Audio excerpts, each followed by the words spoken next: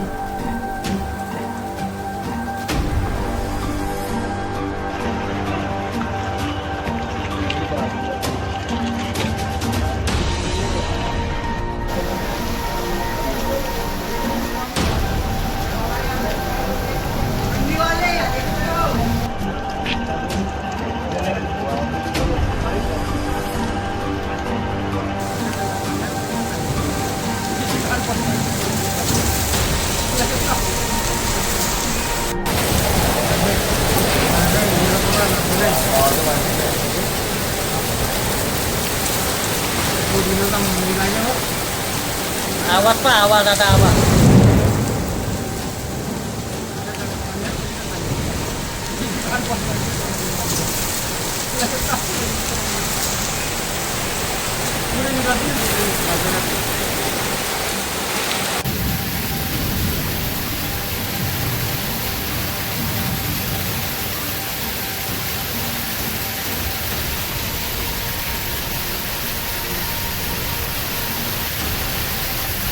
तो कितना प्योर पानी आ रहा, नेचुरल पानी आ रहा।